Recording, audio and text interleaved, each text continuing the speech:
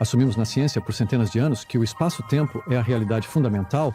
Nos últimos 10 anos, pela primeira vez, os cientistas tiraram o fone de ouvido do espaço-tempo.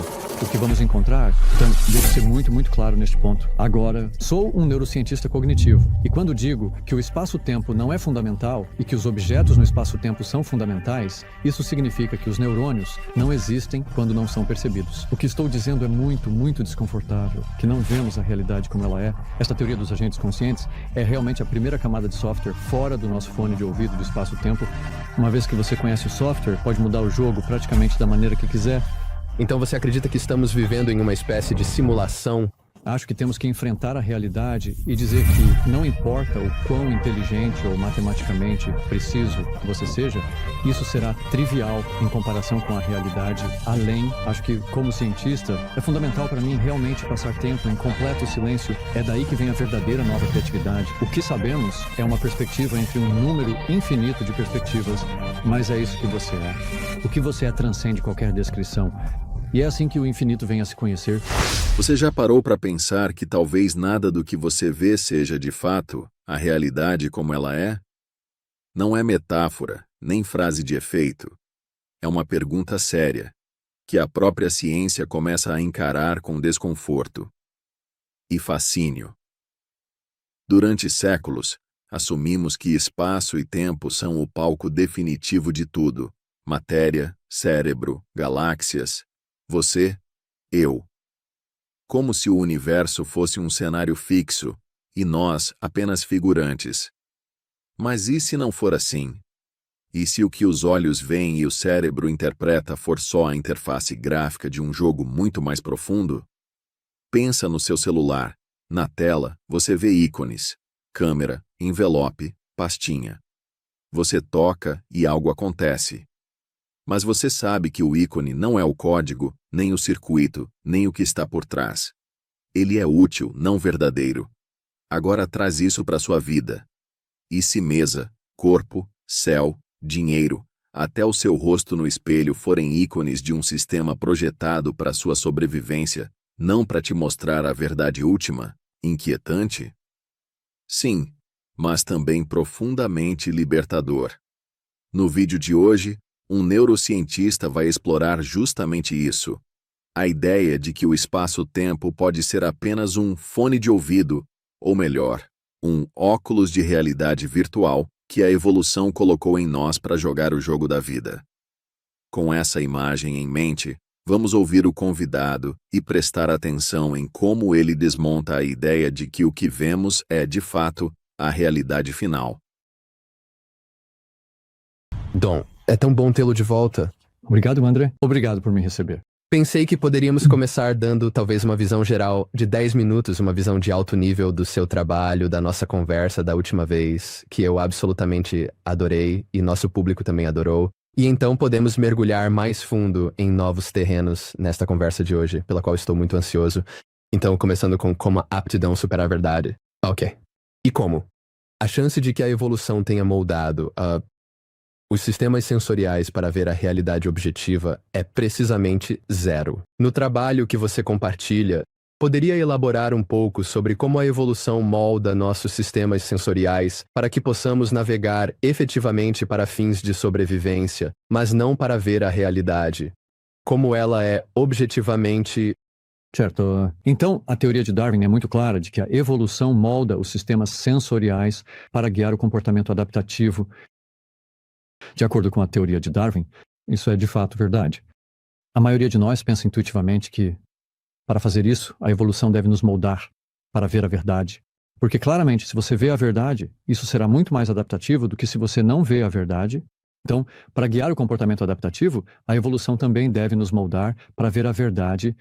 E acontece que essa suposição extra, que não está na teoria de Darwin, não deveria estar na teoria de Darwin. Agora, a matemática disso é muito simples. As funções de recompensa que guiam a evolução.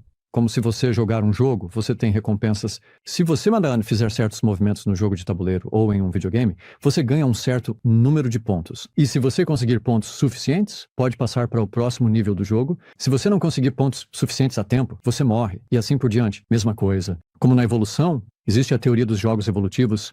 Você tem recompensas que guiam a evolução adaptativa e o que acontece com essas recompensas? Elas basicamente não estão dizendo se você vai para o próximo nível do jogo, mas se seus genes, sua prole, vão para o próximo nível do jogo. Então, quando você analisa essas recompensas de aptidão e pergunta, essas recompensas de aptidão contêm informações sobre a verdadeira estrutura da realidade objetiva. Certo, se eles vão moldar você, se as funções de recompensa que guiam a evolução vão moldar seus sistemas sensoriais para que você veja a verdade. Então elas precisam saber um pouco sobre a verdade, ou não podem moldar você. E o que provamos, e isso é novamente trabalho com não apenas eu, mas Chetan Prakash e Manish Singh, Robert Prentner e Brian, Marion e Justin Marks, várias outras pessoas. Não apenas eu. O que mostramos é de várias maneiras que as funções de recompensa basicamente não têm a informação, quase certamente não têm a informação sobre a estrutura do mundo. Então, você pode realmente provar que a probabilidade é precisamente zero de que qualquer função de recompensa tenha essa informação e, portanto, a probabilidade é precisamente zero de que fomos moldados para ver a realidade como ela é. Agora, devo mencionar apenas duas objeções rápidas que as pessoas têm sobre isso. É que eu atirei no meu próprio pé. Logicamente, usei a teoria dos jogos evolutivos, que supostamente captura a teoria da evolução de Darwin, é a matemática da teoria de Darwin, e eu a usei para realmente mostrar que certos conceitos básicos na teoria de Darwin, como animais físicos reais, competindo por recursos físicos reais em um espaço e tempo reais. Estou dizendo que todo esse espaço e tempo não são fundamentais. Não estamos vendo a realidade como ela é. Objetos no espaço e tempo são apenas uma ilusão ou um visor. Então, o argumento de alguns filósofos tem sido que, infelizmente, Hoffman atirou no próprio pé. Logicamente, ele usou a teoria dos jogos evolutivos, a matemática, para mostrar que os próprios conceitos que deram origem à teoria dos jogos evolutivos, não são verdadeiros. Então, ou a matemática representa fielmente as ideias de Darwin e as captura, e é uma boa representação dessas ideias, ou não é. Se não for, Hoffman não poderia usá-la para o que ele está usando. E se for uma boa e fiel representação das ideias centrais de Darwin, então não poderia possivelmente contradizê-las. Então, de qualquer forma, Hoffman está confuso, certo? E sua equipe... E a resposta é que isso, fundamentalmente, não entende a natureza das teorias científicas. Toda teoria faz suposições. Elas são os milagres da teoria. E então diz, se você me conceder essas suposições, eu provarei tudo isso, ou explicarei todas essas outras coisas maravilhosas, mas nunca explica suas suposições. E você pode obter uma nova teoria, uma teoria mais profunda que explica essas suposições, mas ela terá suas próprias novas suposições ad infinitum. Então, toda teoria tem, se for boa o suficiente, um escopo, mas toda teoria, não importa quão boa seja, tem seus limites. Se nada mais, suas suposições estão mostrando quais são seus limites. Então, a única questão é, quando você tem uma representação matemática da teoria, é a matemática. Se for uma boa teoria, a matemática o ajudará a explorar o escopo, que é novo. Mas se for uma grande teoria, a matemática mostrará precisamente quais são os limites. E no caso da teoria do espaço-tempo de Einstein, por exemplo, sua matemática é, claro, fantástica. E o GPS e tudo mais são baseados na matemática de Einstein. Então, um escopo maravilhoso. Mas sua teoria, também a mesma matemática que captura sua teoria e mostra seu escopo, também nos diz seus limites. E os limites são, no caso de Einstein, 10 elevado a menos 33 centímetros, o espaço-tempo deixa de ter qualquer significado operacional. 10 elevado a menos 33 centímetros, 10 elevado a menos 43 segundos. Então aqui temos o caso em que a matemática que Einstein desenvolveu é a própria matemática que retorna e diz que seu conceito fundamental de espaço e tempo falha em 10 elevado a 33 centímetros e 10 elevado a 43 segundos. Então é assim que a ciência, a boa ciência, realmente funciona. A matemática, que se destina a capturar os conceitos fundamentais da sua teoria, se for uma grande matemática e uma grande teoria, voltará e mostrará exatamente quais são os limites desses conceitos fundamentais. Então isso não é uma autorrefutação. Na verdade, é por isso que a ciência é tão poderosa quando apenas usamos discussões informais e falamos sobre ideias. Tomando uma cerveja e assim por diante, isso é uma coisa. Mas você nunca pode descobrir o limite das suas ideias e os limites das suas teorias quando você tem apenas uma teoria informal, e como resultado, é fácil se tornar dogmático e pensar que você está se aproximando da teoria de tudo, que eu conheço a verdade e você não, e assim por diante. O que a ciência faz é colocar uma grande dose de humildade nisso.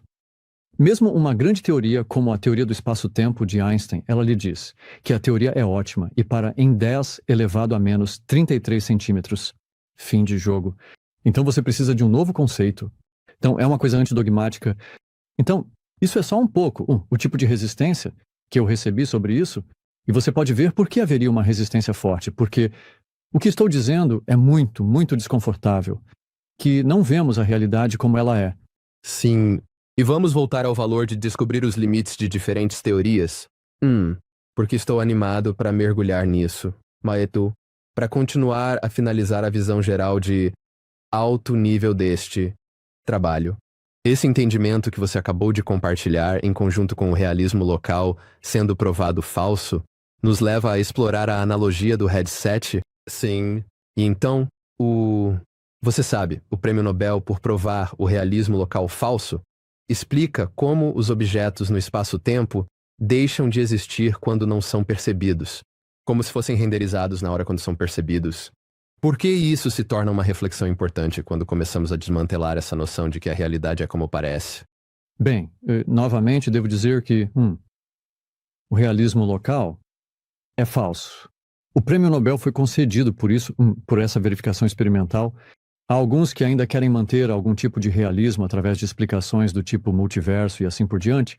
Acho que temos que enfrentar a realidade e dizer que espaço e tempo não são fundamentais, e que as propriedades dos objetos no espaço e no tempo não são fundamentais. Então, essa é a direção que estou seguindo. Mas eu só queria destacar que há físicos muito, muito brilhantes que discordariam.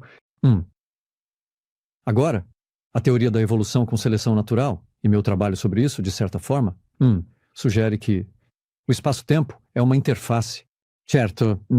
Então, sim, sugere fortemente que o que a evolução nos deu não foi uma janela para a verdade, mas um fone de ouvido que nos permite jogar o jogo da vida. E é por isso que acho que isso se encaixa com os resultados modernos na física. Acho que é uma interpretação muito razoável da teoria quântica moderna. Nesse ponto da conversa, talvez você já tenha sentido o peso do que está sendo dito. A evolução não foi programada para te dar acesso à verdade. Ela foi programada para algo bem mais simples, e às vezes cruel: te manter vivo tempo suficiente para reproduzir. Pensa na metáfora do videogame. No jogo, você não precisa saber cada linha de código, cada cálculo oculto. Você só precisa de um cenário funcional. Chão para correr, inimigos para evitar, itens para pegar. Ver a verdade profunda seria caro demais, confuso demais, impraticável. Agora traz isso para sua vida emocional. Quantas vezes você teve certeza absoluta de algo? Essa pessoa é assim. Eu nunca vou conseguir aquilo. O mundo é desse jeito. E alguns anos depois, percebeu que era só a sua interface? Uma leitura limitada, moldada por medo, trauma, cultura, família, religião, algoritmos. Não é falta de inteligência. É que o sistema foi configurado para sobrevivência, não despertar. Para economizar energia, não para decodificar o mistério do universo. A pergunta é: se a evolução não liga para a verdade, você precisa se conformar com isso? Ou existe um ponto em que a consciência, a curiosidade e a autoconsciência começam a ir além do que o pacote biológico oferece por padrão? Quando você questiona suas crenças, quando percebe que o medo não é oráculo, mas filtro, quando nota que o que chama de realidade é em grande parte um acordo coletivo, você está fazendo exatamente o que essa teoria sugere, reconhecendo o óculos de realidade virtual. Não é sobre abandonar o jogo, é sobre jogar com mais lucidez. E aqui ciência e espiritualidade quase se dão as mãos. Quando um cientista diz que não vemos a realidade como ela é, e um místico diz que este mundo é ilusão, talvez estejam apontando para o mesmo abismo, com linguagens diferentes. O convite é simples e desconfortável. E se a partir de hoje você parasse de tratar a sua percepção como verdade absoluta e começasse a tratá-la como hipótese? Uma hipótese que pode ser observada, investigada, refinada. Esse já é, por si só, um primeiro passo de despertar. A verdade para ser escondida, mas nos permitindo controlá-la de uma maneira que precisamos. Exatamente isso. E devo mencionar que, desde a última vez que conversamos, houve um grande impulso pelo Conselho de Pesquisa Europeu, o ERC. Eles têm uma nova iniciativa de 10 milhões de euros para encontrar essas novas estruturas fora do espaço-tempo, como o amplitude-hadron. Certo? Sim, isso mesmo. Então, elas são chamadas de geometrias positivas. E então, isso acabou de começar. É um poliedro cosmológico, está correto? Isso mesmo. Um associaedro e assim por diante. Então, existem essas geometrias positivas e elas podem ter bilhões de dimensões. O espaço-tempo tem 4, talvez 11 na teoria das cordas ou algo assim. Mas elas podem ter bilhões de dimensões, em outras palavras. Nosso fone de ouvido é bem barato. É realmente de baixa dimensão. Nós pegamos o modelo barato. Os físicos teóricos de alta energia estão agora olhando para estruturas, como o amplitude-hadron, em que um dos parâmetros é a dimensão do seu espaço-tempo. Então, no nosso caso, m é igual a 4, m é o parâmetro e o nosso é 4, mas eles poderiam ter 1 bilhão. De mi, o m poderia ser qualquer número. Qualquer m. M é um dos, você sabe, 4 é um dos menores números que você poderia ter. Então, isso já é um parâmetro nas geometrias positivas que, sim, seu fone de ouvido, você sabe, seu espaço-tempo poderia ter tantas dimensões quanto você quiser. E nós temos um dos mais baratos que você poderia conseguir. Então, em vez de termos uma teoria de tudo, temos apenas uma teoria, de um fone de ouvido trivial. Então, apenas refinando novamente. O entendimento de que os objetos deixam de existir na forma que pensamos quando não são percebidos, isso vale para a cadeira em que você está sentado na Lua, qualquer objeto que a teoria quântica funcione em todas as escalas, então isso se aplicaria a isso em todas as escalas. Você pode compartilhar um pouco mais sobre a analogia do fone de ouvido e como isso nos ajuda a entender que as coisas existem na realidade objetiva. De uma maneira análoga, como exploramos da última vez, como um computador onde há portas de eletricidade se movendo, mas a exibição da tela é configurada para esconder a verdade da realidade. Assim, podemos controlá-la de uma maneira que seja útil, porque caso contrário, se não tivéssemos a exibição de uma tela de computador, como realmente navegaríamos de forma eficaz? Então, você poderia elaborar um pouco mais sobre isso para que possamos entender melhor? Isso mesmo. Então, uma pergunta óbvia é, se não vemos a verdade, o que a evolução fez? Como ela nos permite sobreviver quando estamos ignorantes sobre o que é a realidade? Mas se você pensar bem, faz muito sentido se você tiver alguém jogando Grand Theft Auto, é uma versão de realidade virtual de Grand Theft Auto em multijogador e há algum supercomputador em algum lugar que está rodando isso. Mas você não vê esse supercomputador. Você não precisa saber sobre o software e assim por diante. Tudo o que sei é que tem um volante na minha frente, tenho um painel de controle, tenho um pedal de acelerador e assim por diante. E eu posso ver à minha direita, posso ver um Ferrari verde ou algo assim contra o qual estou correndo? Bem, é claro, se você olhasse dentro do supercomputador, não há nenhum Ferrari verde. Em lugar algum dentro do supercomputador e não há volante. E nada disso. A realidade com a qual estou interagindo e o que estou realmente fazendo nesta metáfora, nessa realidade, é alternar milhões de voltagens em uma ordem precisa. Tem que ser... Se você errar uma alternância, a coisa pode travar. Então você tem que fazer essa alternância, precisa de milhões de voltagens. É isso que você está realmente fazendo. Na realidade, mas se você tivesse que fazer isso para jogar o jogo, se realmente tivesse que entrar lá e saber qual sequência de voltagens colocar, em qual momento, boa sorte. Vou ganhar o jogo se eu apenas girar o volante e pisar nos freios e no acelerador, e vou ganhar o jogo. Então, aqui está o caso em que é muito, muito claro que conhecer a realidade e ter que interagir diretamente com a realidade para jogar o jogo vai fazer você perder, não é? Em vez de apenas ter uma interface de usuário simplificada, que esconde a verdade, mas lhe dá apenas os controles de que você precisa. Então esse é o ponto de vista da evolução, do ponto de vista evolutivo. A ideia de Darwin, então, é basicamente que a evolução nos moldou com sistemas sensoriais que escondem toda a verdade que não precisamos e todos os detalhes sangrentos apenas nos dão as alavancas, de que precisamos para controlar a realidade sem realmente saber o que essas alavancas fazem. Porque se você tivesse todas as informações, você teria que gastar mais energia para todos os neurônios que precisaria para armazenar essa informação e entender essas coisas. É simplesmente muito caro. Então essa é uma intuição, que começa a fazer parecer não tão louco, mas é claro que você não quer ver a verdade, é simplesmente muito, muito complicado. Sim.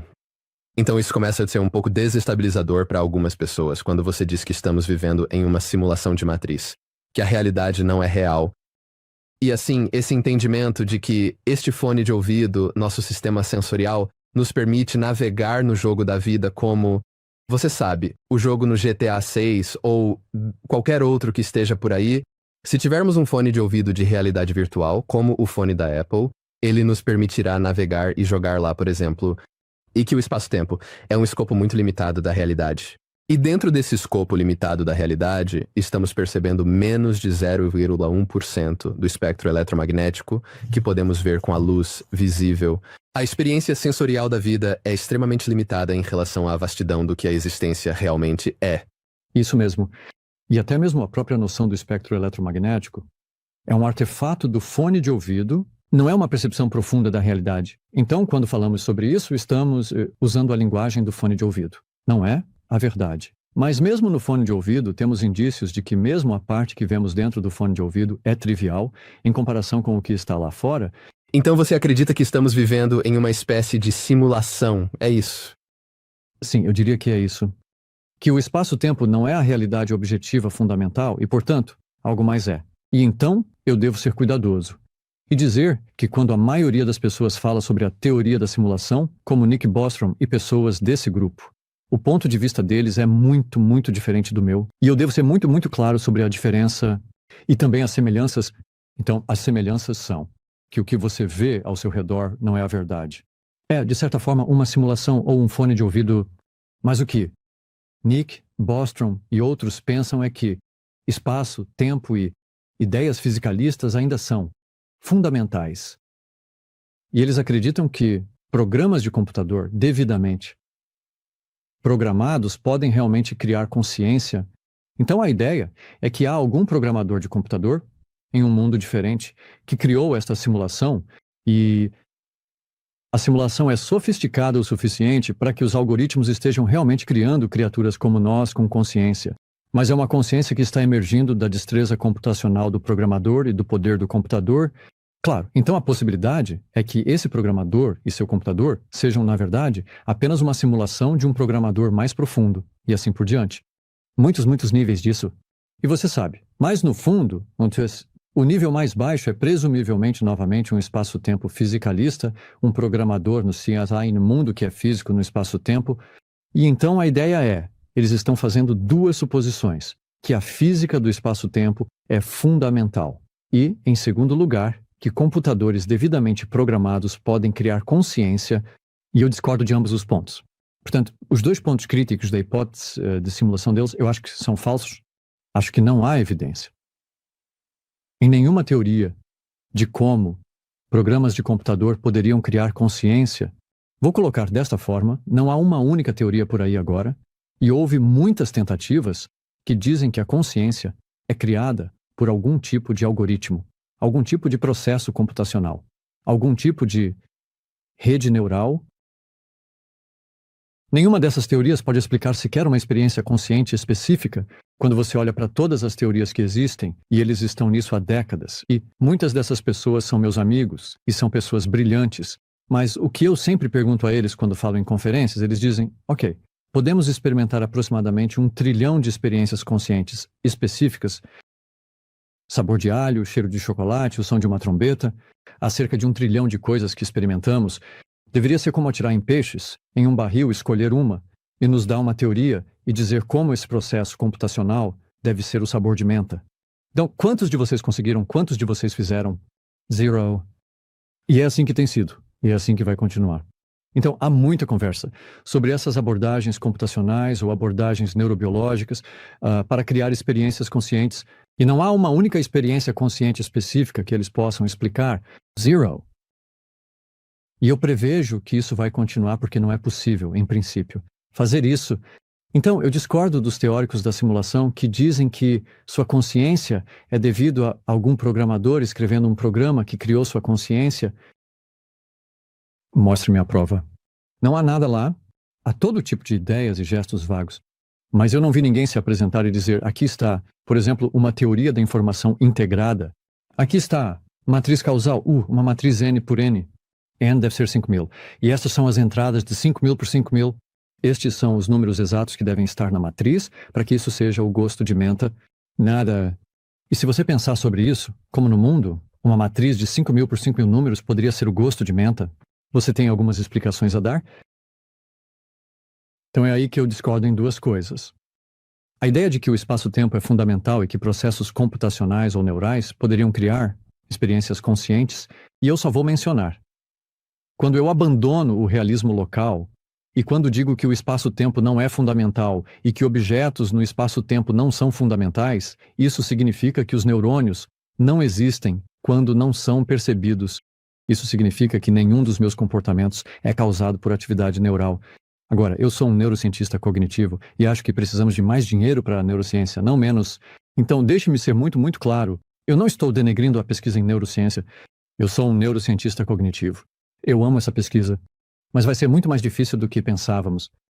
Os 86 bilhões de neurônios do cérebro, aproximadamente o mesmo número de células gliais. São complicados, mas são triviais.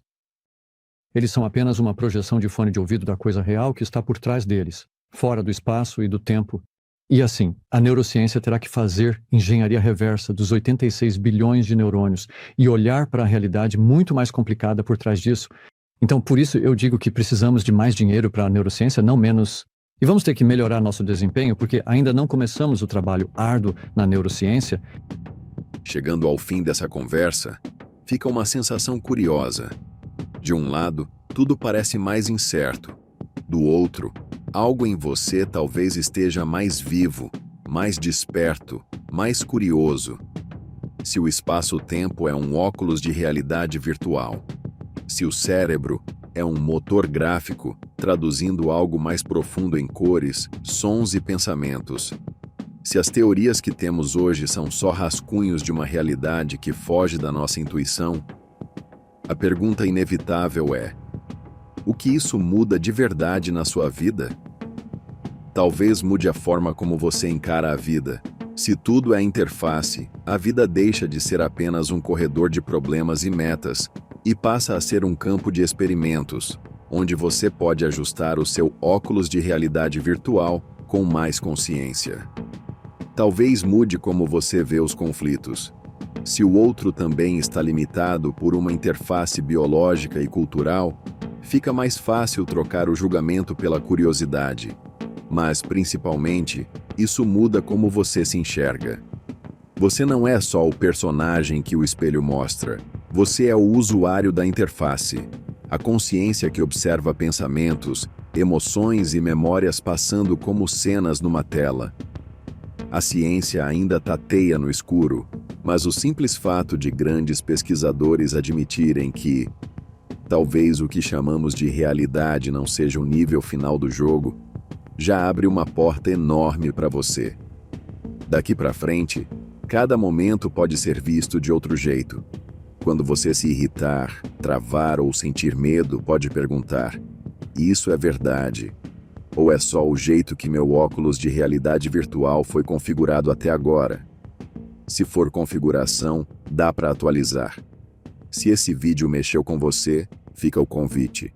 Continue explorando, questionando, meditando sobre isso.